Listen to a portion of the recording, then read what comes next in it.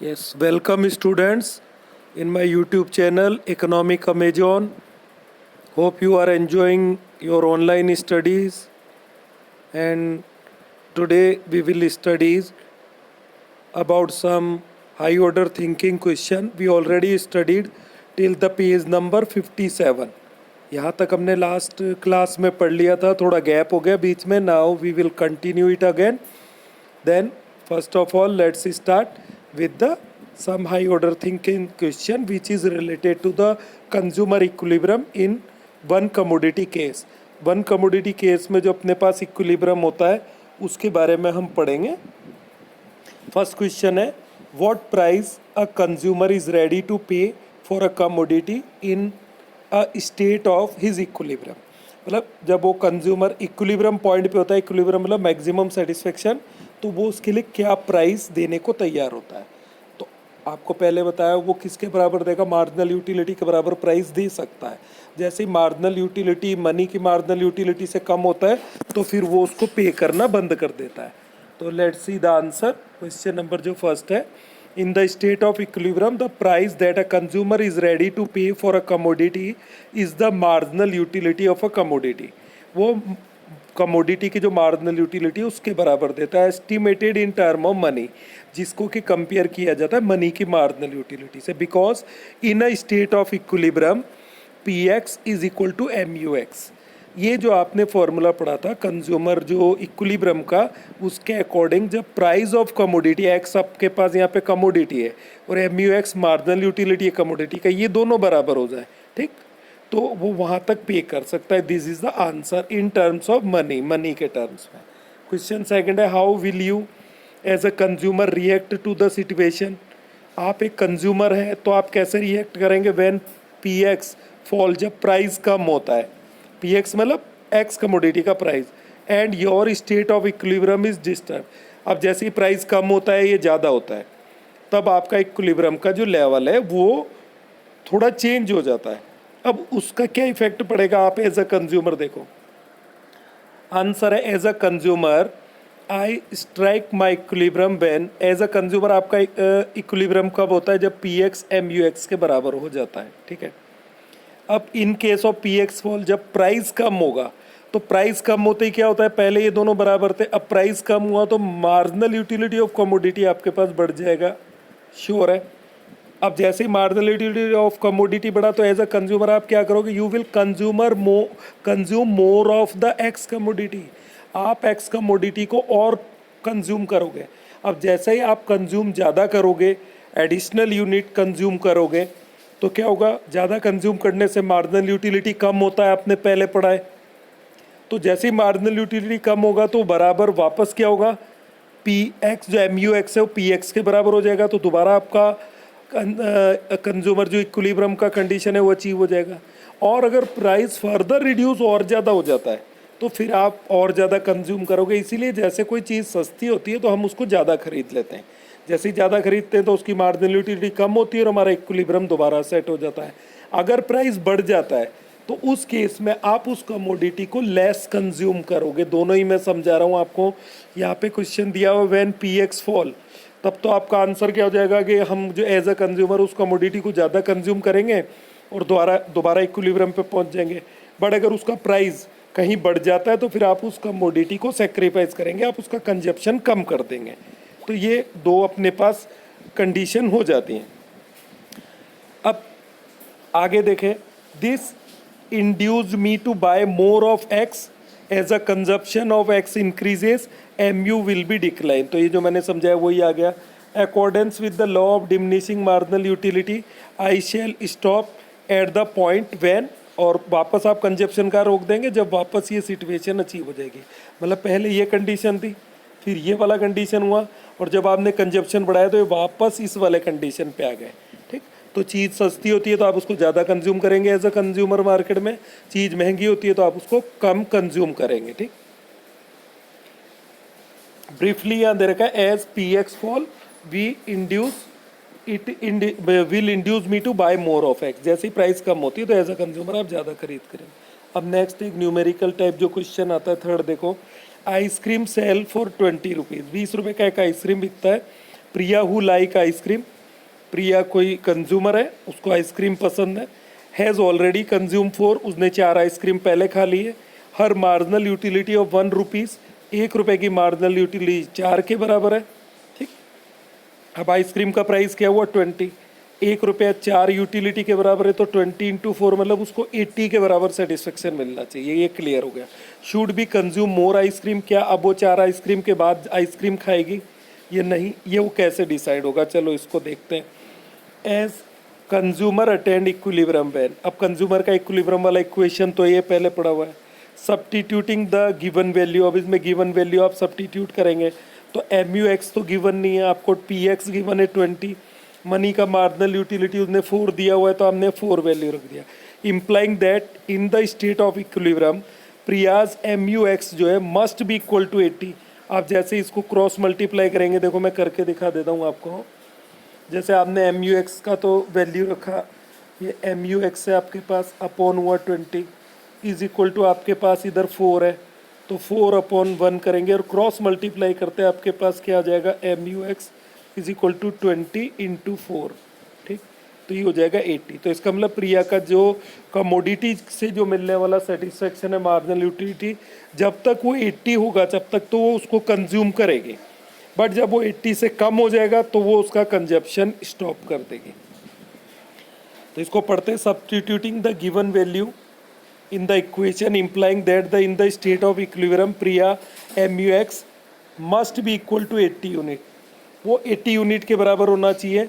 If having consumed 4 ice cream, और वो पहले 4 आइसक्रीम खा चुकी है तो प्रियास MUX is equal to 80 units, she must stop consuming more. जब उसका मार्जिनल जो यूटिलिटी है आइसक्रीम का 80 हो जाएगा उसके बाद वो कंजप्शन रोक देगी। However, MUX is more than 80, जब तक 80 से ज़्यादा MUX, she should consume more ice cream, तो वो ज़्यादा आइसक्रीम खाती रहेगी। और जैसे MUX रिड्यूस हो गया 80 से and in terms of the money worth ₹20 तो वो उसको रोक देगी कंजप्शन को। तो ये अपने पास वन कमोडिटी केस में कंज्यूमर का जो इक्विलिब्रियम है वो पूरा होता है। Now we will study about the consumer equilibrium two commodity case. ठीक, ये इस चैप्टर का लास्ट पार्ट है जो बचा हुआ है, और इस चैप्टर को पूरा करने के बाद हम स्टैटिक्स को स्टार्ट करेंगे। तो टू कमोडिटी केस में क्या होता है, अब हम for example we will take X and Y commodity. हमने एक्स कमोडिटी को लिया और वाई कमोडिटी, इन दोनों को हम लेंगे। Consider a situation when a consumer is buying x and Y commodity लेता है with his given income, how will he strike his equilibrium, he और शी दोनों हो सकता है, in case of any one commodity से कमोडिटी। अब हमने वन कमोडिटी केस पढ़ा है, तो अगर आप अकेले एक्स को देखेंगे तो इक्वेशन आपके पास बन जाएगा MUX upon PX is equal to MUM, और अकेला वाई को देखेंगे तो आपके पास ये इक्वेशन हो जाएगा, 2 इक्वेशन हो जाती है। ठीक, बट जब आप इन दोनों को मिक्स करने जाते हैं, दोनों को जब आप इक्वेशन 1 और 2 से मिक्स करेंगे तो क्या हो जाएगा, relating the equation 1 and 2 and considering a situation when a consumer buy both commodity x और y को लेता है, तो ये कैसे हो जाएगा, दोनों इक्वल हो जाएंगे। MUX upon PX is equal to, मैं लिख के बताता हूँ आपको, तो इक्वेशन कैसे हो जाएगा, MUX upon PX is equal to MUY upon PY is equal to MUM, ये इस तरीके से मिक्स कर देंगे। ठीक है, तो PX जो हो जाएगा ये तो price of Y commodity, PX price of X commodity, MUX जो है मार्जिनल यूटिलिटी एक्स कमोडिटी का हो गया, और MUY मार्जिनल यूटिलिटी हो गया वाई कमोडिटी का। तो इक्विलिब्रियम कहाँ स्ट्रक होगा, ये आपके पास इक्वेशन आ जाता है, जो मैंने अभी ऊपर लिख के बताया था, ये इक्वेशन आ गया, और ये इसका डिस्क्रिप्शन है अभी, marginal utility per rupee spend on good x. If इसको आपने 50 लिया है फॉर एग्जांपल और प्राइस 10 लिया है तो 50 अपॉन 10 वो 5 हो जाएगा। इधर अगर आप लेते हैं इसका प्राइस MUY यूटिलिटी 100 लिया, इसका प्राइस 20 लिया तो 100 अपॉन 20 ये भी 5 हो जाएगा। तो क्या हो गया, 5 इज इक्वल टू 5, और मनी का मार्जिनल यूटिलिटी भी 5 होगा। तो इस तरीके से टू कमोडिटी केस का इक्विलिब्रियम आपके पास हो जाता है। ठीक, अगर कोई प्रॉब्लम हो तो आप मुझे टेक्स्ट करके अपनी प्रॉब्लम ज़रूर पूछें। अब रेगुलर हम कंटिन्यू रखेंगे स्टडी को, बीच में थोड़ा गैप हो गया था। ठीक, अब एग्जाम्पल है यहाँ पे एक न्यूमेरिकल, इसको देखते हैं, अच्छा सा एग्जाम्पल है। Let M U X is equal to 20 है, मतलब मार्जिनल यूटिलिटी जो एक्स से मिलने वाला है वो उसकी वैल्यू 20 गिवन है, और पी एक्स जो प्राइस ऑफ एक्स कमोडिटी है वो 4 रुपीज़ है। एम यू वाई जो है मार्जिनल यूटिलिटी ऑफ वाई 25 है, और प्राइस ऑफ वाई कमोडिटी 5 है। Is the consumer in the state of equilibrium, क्या आपको अब आपको चेक करना है क्या कंज्यूमर इस कंडीशन में इक्विलिब्रियम पे आपने वैल्यू रखा।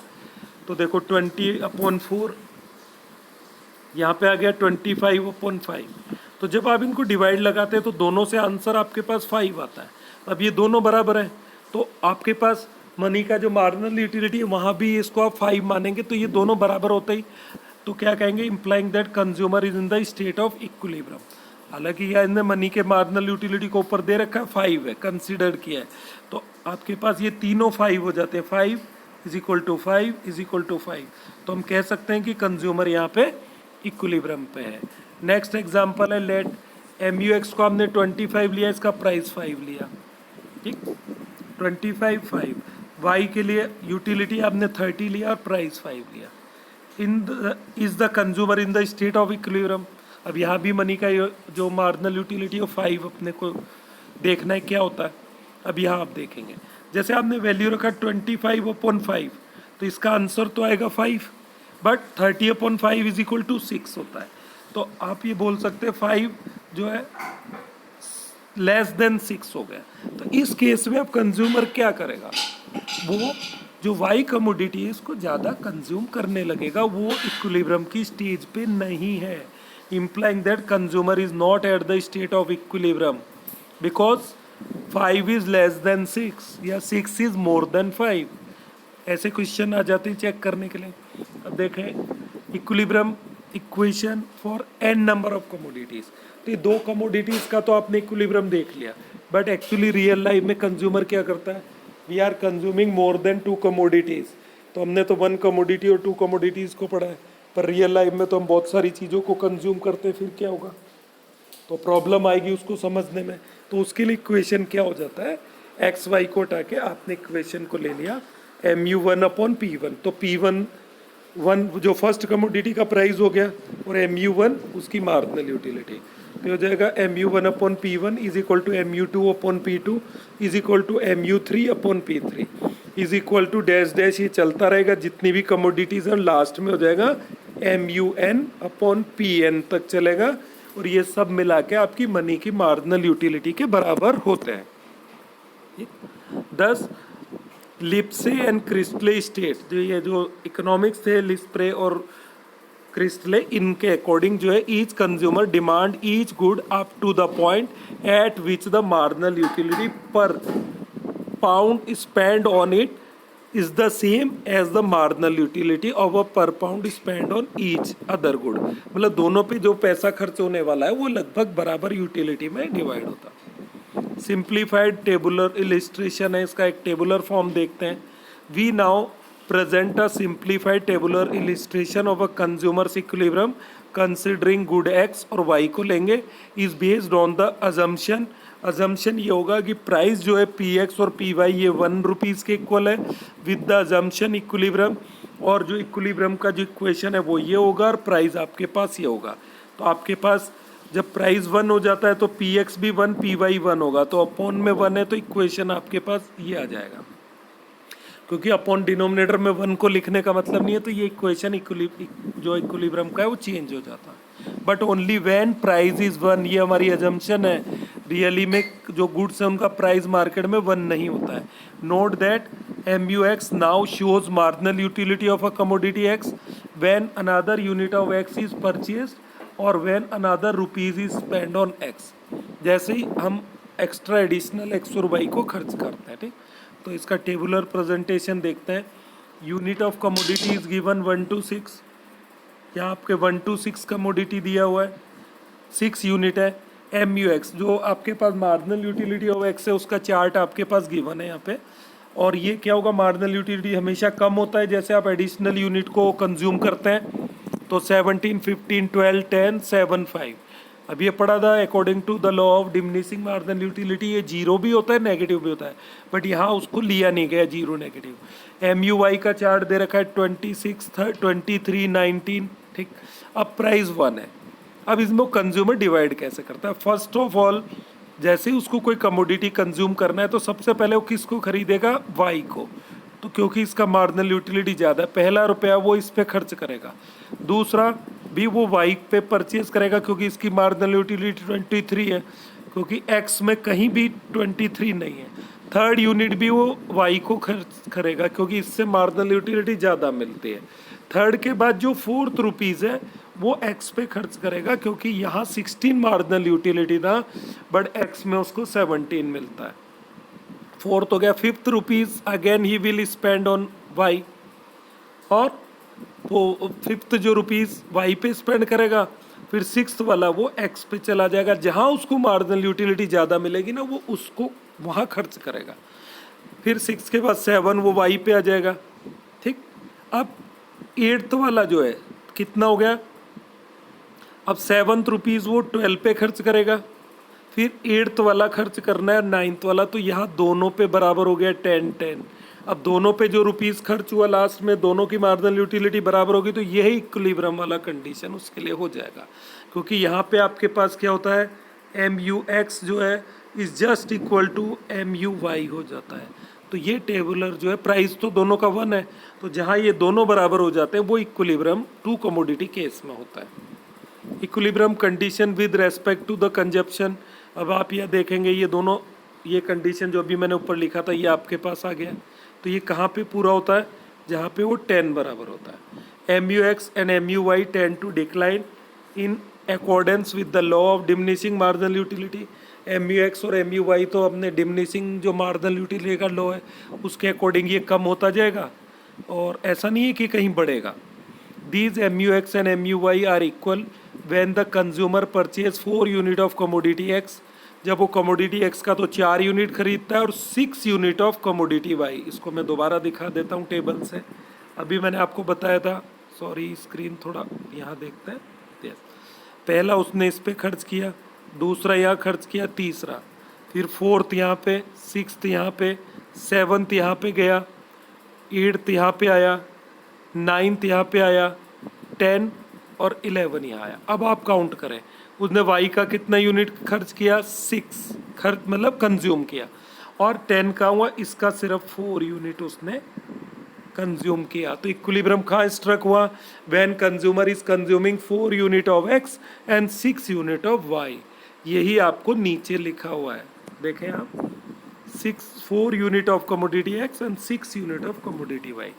ठीक, अब इसका डायग्राम देख लेते हैं। डायग्राम जब बनेगा डबल बनेगा, क्योंकि आपने एक तरफ तो एम यू एक्स को इधर लिया है और एम यू वाई को इधर लिया है।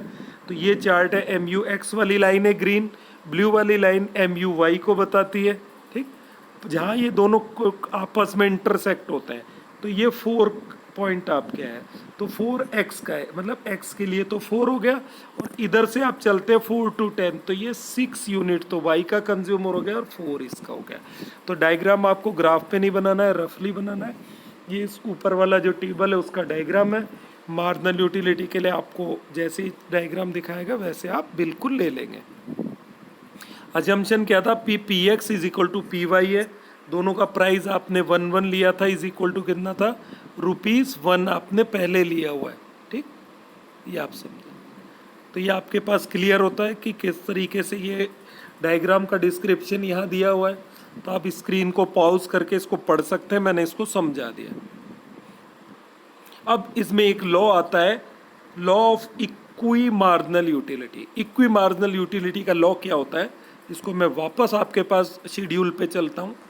लास्ट में आपने देखा था कि जो लास्ट यूनिट जो उसने स्पेंड किया ना, वो एक्स का और वाई का दोनों का मार्जिनल यूटिलिटी 10-10 था। मतलब जब 2 कमोडिटी केस होगा, कंज्यूमर पैसा जब खर्च करता है तो लास्ट जो रुपीज़ स्पेंड है उसमें दोनों का मार्जिनल यूटिलिटी इक्वल होना चाहिए। यहाँ पे आपके पास 10-10 है। This is called the equi marginal utility law. यही इक्वी मार्जिनल यूटिलिटी लॉ है जिसका कि यहाँ पे जिक्र हुआ है। इसको मैं पढ़ देता हूँ, देखें क्या है। Summing up the 2 commodity case, we can state that the consumer strike his equilibrium when he is in the state of equi marginal utility. This occur when the last rupees spent by him yield equal marginal utility. वही बात आ गई, last rupees जो table में समझाया, equi marginal utility weather he spend it on x और Y, चाहे वो x पे खर्च करे चाहे वाई पे लास्ट रुपीज को, दोनों से उसको इक्वल मार्जिनल यूटिलिटी मिलेगी।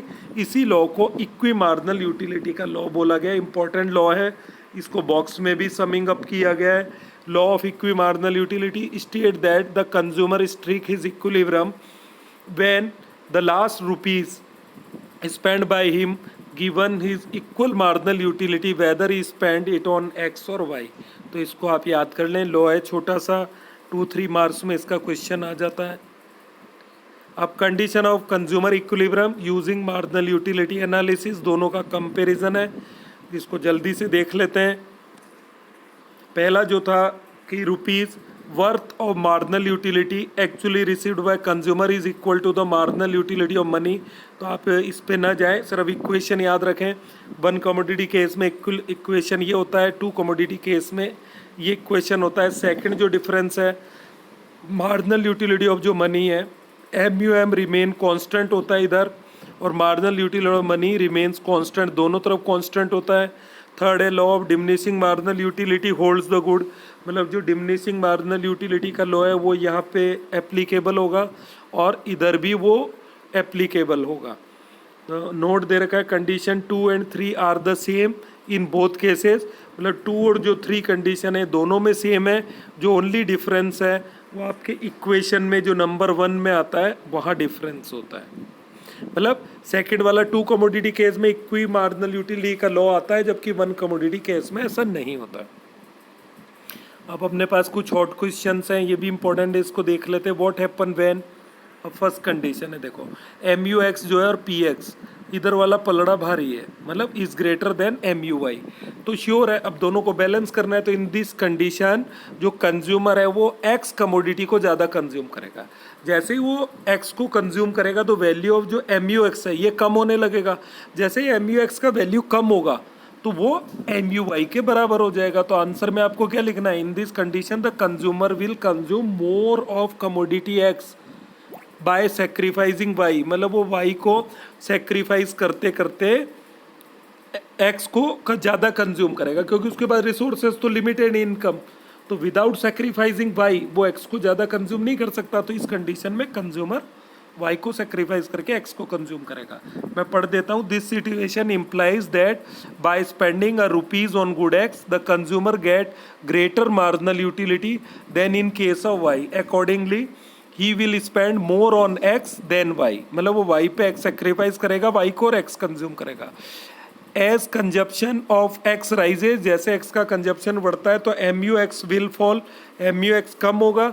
On the other hand as consumption of Y fall, क्योंकि वो Y को सेक्रीफाइस करेगा तो कंजप्शन Y का कम होगा, तो Y का MU जो Y the marginal utility of Y वो बढ़ेगा और MUX का घटेगा, तो वो बैलेंस होकर आपके पास वापस इक्विलिब्रियम पे आ जाएगा। ठीक है, वो जो उसके इक्विलिब्रियम वाला कंडीशन है ये अचीव हो जाएगा, और जैसे ही इक्विलिब्रियम अचीव होता है तो अपना कंजप्शन स्टॉप कर देगा। सेकंड क्वेश्चन है, how is equilibrium of the consumer affect when MUM happen to rise. MUM बढ़ जाता है, अब मार्जिनल यूटिलिटी ऑफ मनी बढ़ जाता है। अब वो कैसे बढ़ जाता है, कंज्यूमर की इनकम कम हो जाती है, सडनली कुछ उसको लॉस हो जाता है बिजनेस में, तो उसके लिए मनी की मार्जिनल यूटिलिटी बढ़ जाएगी। And PX is constant. अब MUX जैसे ही बढ़ता है तो वो क्या होगा, दिस साइड MUX जैसे ही उसके पास क्या होगा, हैपन टू राइज, बढ़ता है, तो सिचुएशन क्या हो जाएगी, इधर वाला हिस्सा बड़ा हो जाएगा, मतलब वो क्या हो जाएगा, MUX upon PX is greater than MUM। ये लिखा नहीं गया, एक बार दोबारा लिखता हूँ सही, मतलब आपके पास क्या हो जाएगा, MUX upon PX is greater than MUM हो जाता है। ठीक है, तो ये डिसइक्विलिब्रियम हो गया। तो अब क्या करेगा, इक्विलिब्रियम इज स्ट्रक व्हेन, ये कंडीशन में if MUX rise and PX is constant the consumer will not be in equilibrium because MUX upon PX would then be less than MUX, तो वो उससे कम होगा क्योंकि MUM जो है हैपन टू राइज हुआ है। The consumer will reach back to equilibrium only if MUX rise and px is given to be constant. This will happen only when consumption of commodity x is decreased. तो उसको consumption किसका decrease करना पड़ेगा, x commodity का consumption decrease करेगा, क्योंकि उसके लिए MUM बढ़ा है. क्या बढ़ा था, शायद मैंने इसको थोड़ा सा गलत लिख दिया, मैं इसको करेक्ट एक बार कर देता हूँ.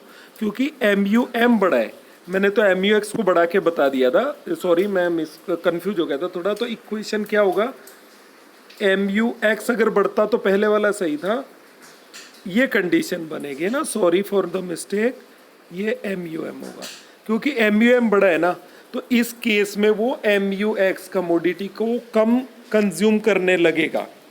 ठीक, वो कमोडिटी को, क्योंकि MUX मनी की मार्जिनल यूटिलिटी बढ़ी है ना, तो अब वो X कमोडिटी का कंजप्शन कम कर देगा और वापस ये दोनों बराबर आ जाएंगे. ठीक, अब मैंने जो पहले बताया था, अगर इस क्वेश्चन को वो ऐसा पूछ ले, हैपन टू राइज की जगह वो कर दे फॉल, यहाँ कर दिया फॉल, तो वो पहले वाला इक्वेशन वापस मैं रिपीट कर देता हूँ. तो क्या हो जाएगा, MUX upon PX is greater than MUM हो जाएगा. तो इस केस में वो कमोडिटी X का कंजप्शन बढ़ा देगा. तो यहाँ एक ही क्वेश्चन दिया था, चलो अच्छा हुआ थोड़ी सी मिस्टेक हुई तो दोनों चीज़ों को समझाने को मिल गया. तो both the question can be asked. जैसे यहाँ ये राइज दे रखा है तो एग्जाम में आपको फॉल करके दे देगा, तो आप आंसर अगर एक्स को इस केस में आप डिक्रीज कर रहे थे उसका कंजप्शन, तो वहाँ बढ़ा देंगे.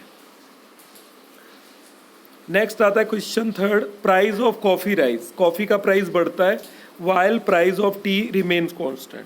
ठीक, टी का प्राइस रिमेन कॉन्स्टेंट है. How would the consumer react to the situation to resort his equilibrium.